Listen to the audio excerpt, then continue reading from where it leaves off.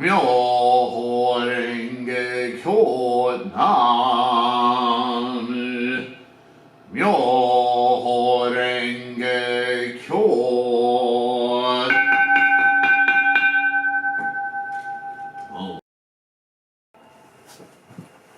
Hello again. Whoop. Everything's jiggling around. Sorry about that.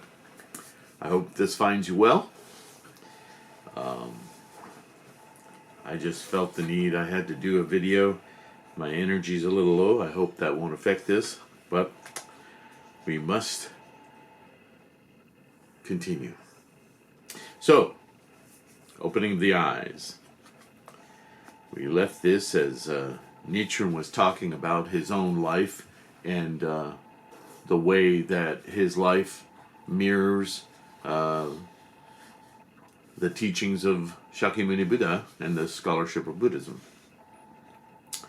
And so he continues, with this body of mine, he says, I have fulfilled the prophecies of the sutra. The more the government authorities rage against me, the greater is my joy. For instance, there are certain Hinayana bodhisattvas, not yet freed from delusion, who draw evil karma to themselves by their own compassionate vow. If they see that their father and mother have fallen into hell and are suffering greatly, they will deliberately create the appropriate karma in hopes that they too may fall into the hell and share in that and take their suffering upon themselves. Thus, suffering is a joy to them. It is the same with me, but in fulfilling the prophecies. Though at present I must face the trials that I can scarcely endure. I rejoice when I think in the future I will escape being born into the evil paths. So, it's translations like this that they make me a little uncomfortable, because I know how easy it is, especially growing up in the West, raised in various Christian idioms, or even if you're Muslim or raised Muslim. There's a lot of this idea of immolation. Christ on the cross, or all these sufferings that are necessary to expiate sins, right? That's how we think in the West. And even in the translation, you can see some in the translators' Western idioms, this kind of slide toward that kind of thinking. But that's not what Nichiren's talking about here. What he's rejoicing about and taking joy in is that this practice, Shakyamuni talked about it 2,500 years before him. And this is what he's talking about. The prophecies aren't prophecies in that this will happen, not that kind of Nosferatu kind of thing, or anyway, name your prophet of choice. What he's talking about is that when in the scholarship of Buddhism, Shakyamuni and other bodhisattvas who have taught Buddhism have said that when you focus your mind single-mindedly on awakening your Buddha nature, on removing yourself from the samsaric condition of constantly enforcing those cravings, those attachments, right? This is the human condition. This is the samsaric, the condition of physicality of the world, not just humans. When you focus your mind and your activity, therefore, on freeing yourself of this, others take notice. And in an intellectual circumstance, if I can do a thought exercise with you for a moment, that kind of thing would breed isn't the right word, but it would certainly spawn critical discussion, right? Because everyone would feel somewhat either taken aback or inspired, or somehow react to this very counter to the flow, if you will, kind of thinking. You're saying that all human behavior is kind of self-defeating, kind of self-destructive, and that by escaping that desire for attachment and permanence and thingness, that you're better than us, or that you've discovered something that we can't even aspire to, that doesn't make any sense to us. I mean, take a thousand positions, and you can see how very quickly this is quite a singular path, this Buddhist path. And it's a singular path in that it does run against samsara, the norm, all variations of the norm. So we don't live in a perfectly intellectual world, societies. We run in societies in samsara, greatly to greater or lesser degrees influenced by the ego, by wants, by desires, by attachments. And many, many who are completely unaware of the teachings of Buddhism. So they don't even have a measure, let alone, and this is what Buddha was teaching in his day, in his very day. He was attacked. I mean, his life threatened. Wild elephants sent toward him and his students to annihilate them because he so confronted the normative thinking that those who did not understand, wouldn't even invest the time to understand, knew that what Shakyamuni was proposing was earth-shattering. It was a violation of all their attachments and desires and wants. This man is nuts, right? We have to eliminate him.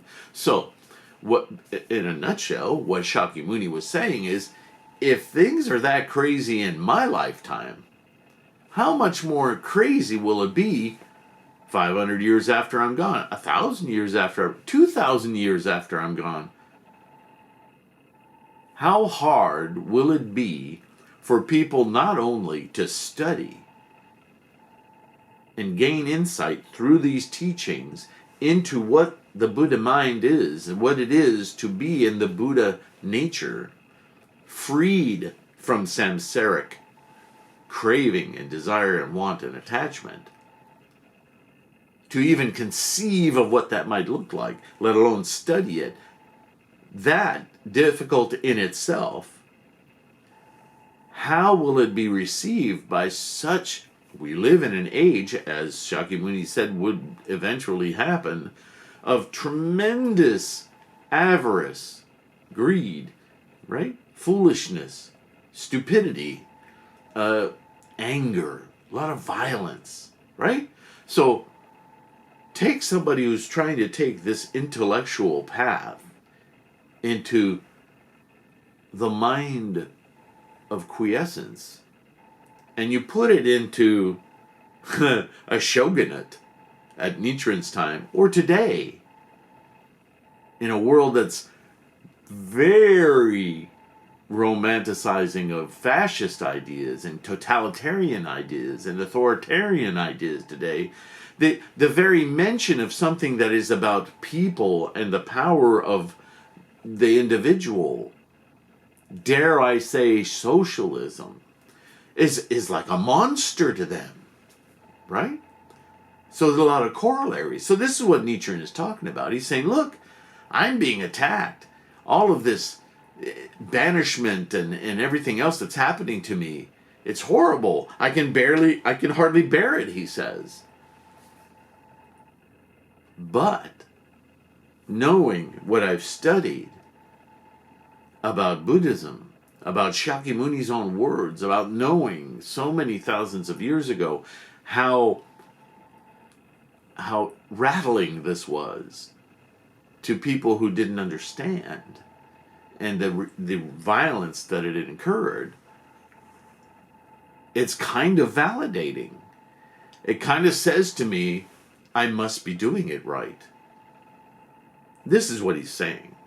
It's a very simple argument, but you can get very carried away with it's very easy to drift into mysticism and magical thinking here, but that's not what he's talking about. He's referencing early Nichiren, Hinayana Bodhisattvas, because he's saying even 1,000 years after Buddha's passing, there were these great Buddhist scholars who, if you understand karma as this thought energy that you put out, that if your sister or brother or parents, in this case, were being vilified or suffering greatly because their own mistakes, if they're at fault, wouldn't you, as a filial daughter, son, parent, want to allay those fears, pains, sufferings? Would you? Wouldn't you want to somehow take a bullet for? I mean, put any rhetoric or memes you want to it. This is what he's saying. He's saying, in early teachings of Buddhism, there were followers of Buddhism who would offer themselves in the stead of their family members in order to absorb the sufferings. That's not... Remember, he said these bodhisattvas were not yet freed from delusion. Those are his words, right? Or this translation of his words. So what he's saying is, though, they were doing this. He's not saying that that was the right thing to do or that that makes any sense. That does not. Let me be clear. You can't take on somebody else's karma.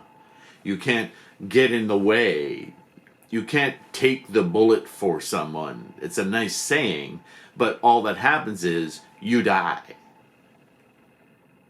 That person for whom the bullet may have been meant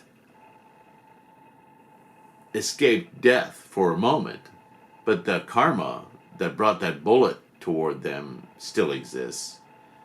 And the karma you had to get in the way of the bullet was your karma. You did nothing to theirs. See, there's a confusion. There's that magical thinking that wants to come in there. And so in a way, Nichiren is also indicating this. He's saying they were deluded in their thinking because they hadn't, his words, or this translation right here says, for instance, there were certain Hinayana Bodhisattvas not yet freed from delusion. So this delusion that they could take on the suffering for their parents.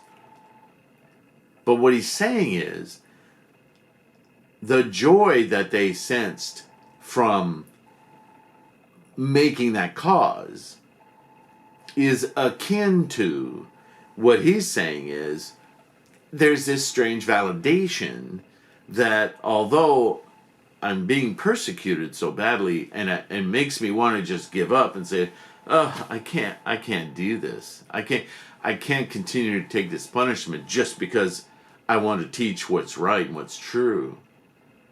And yet, being truthful and being right is its own reward, isn't it?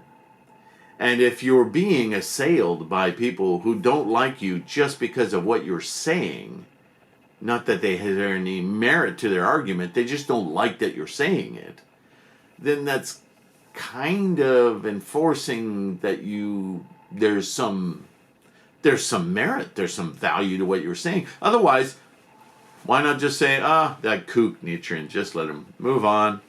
He's just a nutcase. Don't listen to him. Nobody would care. But he's right. And he's affecting people's lives dramatically. He must be stopped, right? So if you're encountering that kind of resistance, even though it's hard, it's kind of inspiring, right? So that's what Nichiren is saying. And he's saying even these early monks, though they were deluded still, they understood that sometimes sufferings if they're understood to be a consequence of correct actions, can be surmounted with some pride, some validation. Joy, maybe that's not, well, I mean, to know that you're on the right path, that is joyful, right? So that's what this is saying. I wanted to make that clear, because that's one of those stumbling blocks that happens over and over and over and over again in these translations. So I wanted to make sure you all understand. If I've stumbled over that and left you confused, please comment below. Let me know. And I'll do my best to clear up my own mind on it so it communicates right. Okay? All right. Let's continue a little further. And yet the people doubt me. And I too have doubts about myself. See?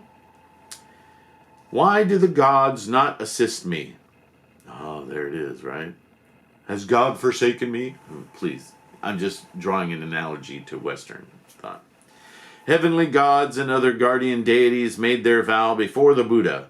Even if the votary of the Lotus Sutra were an ape rather than a man, they should address him as the votary of the Lotus Sutra and rush forward to fulfill the vow they made before the Buddha.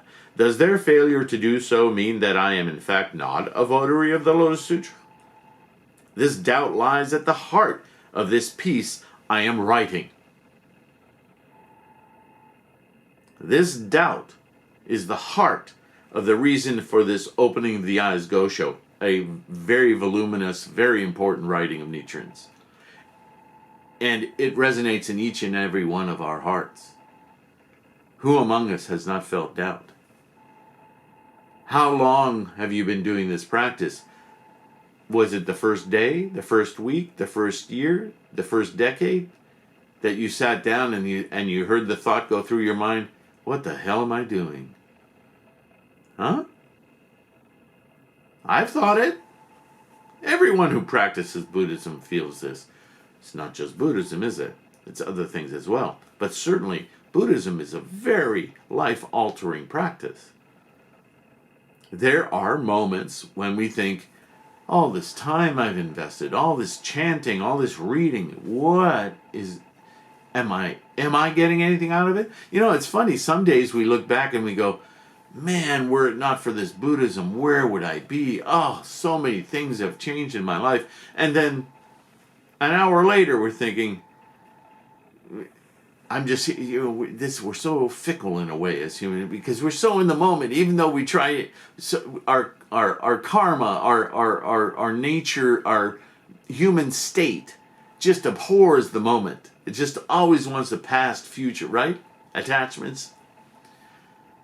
But we are in the moment, even though we pretend we're not. Because we'll ask ourselves one moment we're thinking Buddhism is so wonderful, then we'll stub our toe and we'll think, my life is here because it's here, it's nothing. What am I doing all this stuff for, right? How many times you have, why do I work at this job? Why am I in this relationship? Why this, why that? We're always looking for an out somehow, but it's doubt. And so this is what Nichiren is talking about. This doubt lies at the heart of this piece I am writing, and because it is the most important concern of my entire life, I will raise it again and again here and emphasize it more than ever before I attempt to answer it. Ooh. He's going to answer it. This is the opening of the eyes. So with all of these several videos and all of this we've read so far, this is a marking point in the Gosho where he's letting us know, by the way, I know I've been talking a lot about all these concepts and practice and my practice and the development of Buddhism in entirety, but I'm going somewhere with this. Stay with me. This is what he's saying. Then he continues, right? Prince Chicha, in his heart, had promised to give the Lord of Tzu the precious royal sword that he wore. Therefore, when he later found that the Lord of Tzu had died, he placed the sword on his grave. Wang Shou, having drunk water from a river, carefully tossed a gold coin into the water as payment. Hung Yen, finding, page turning, Herman, finding that his lord had been killed, cut open his stomach and inserted his lord's liver in it before he died. Now, a lot of these are folklore from the culture in the period, so I don't expect you can look those up. These were worthy men, and they knew how to repay a debt of gratitude. So this is the essential point. How much more so, then, should this be the case with the great sages like Shariputra and Mahakashyapa, who observed every one of the 250 precepts and the 3,000 rules of conduct and had cut themselves off from the illusions of thought and desire and separated themselves from the threefold world. They were worthy to be leaders of Brahma, Shakra, and the other heavenly gods, and the eyes of all living beings. During the first 40 and more years of the Buddha's preaching, these men were disliked and pushed aside with admonitions that they could never attain Buddhahood by Shakyamuni himself. But when they had tasted the medicine of immortality in the Lotus Sutra, they were like scorched seeds that sprout, a shattered rock joined together again, or withered trees that put forth blossoms and fruit. Through the Lotus Sutra, it was revealed that they would attain Buddhahood after all, though they had yet to enter the 8 phases of a Buddha's existence. How then can they not do something to repay the profound debt of gratitude that they owe to the Sutra? If they do not do so, they will show themselves to be inferior to the worthy men I mentioned earlier, and in fact, be no more than animals who have no understanding of a debt of gratitude.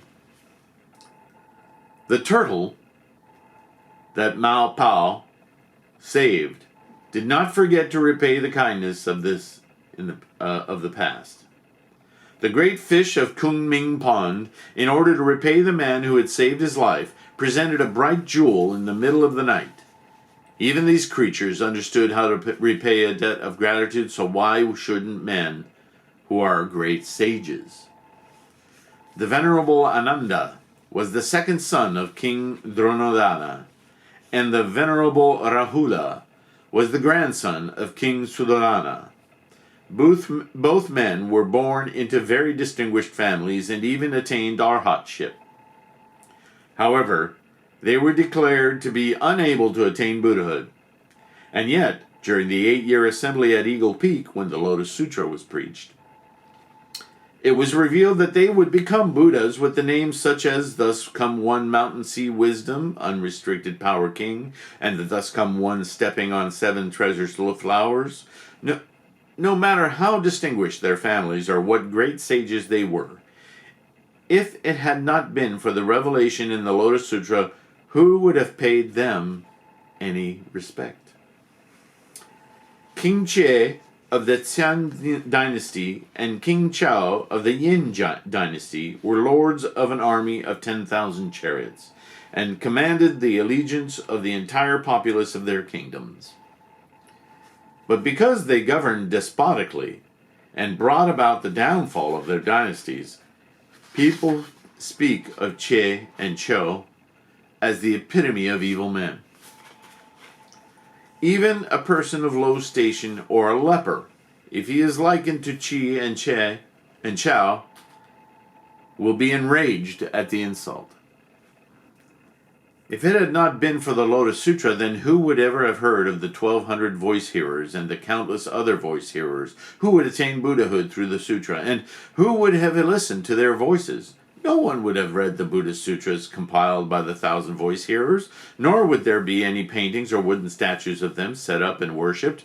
It is entirely due to the power of the Lotus Sutra that these arhats are revered and followed. If these voice hearers were to separate themselves from the Lotus Sutra, they would be like a fish without water, a monkey without a tree, a baby without a breast, or people without a sovereign. How then can they abandon the votary of the Lotus Sutra. Through the sutras that precede the Lotus Sutra, the voice hearers had acquired the heavenly eye and the wisdom eye in addition to their physical eyes. Through the Lotus Sutra, they have been provided the Dharma eye and the Buddha eye. Their eyesight can penetrate any of the worlds in the 10 directions. How then could they fail to see me, the votary of the Lotus Sutra, right here in the Saha world? Even if I were an evil man who had said a word or two against them, or even if I cursed and reviled the voice hearers for a year or two, a kalpa or two, or 100, 1,000, 10,000, or 1,000,000 kalpas, and went so far as to threaten to take up swords and staves against them, so long as I maintain my resolute mind of determination in the Lotus Sutra and act as its votary, then they should never abandon me.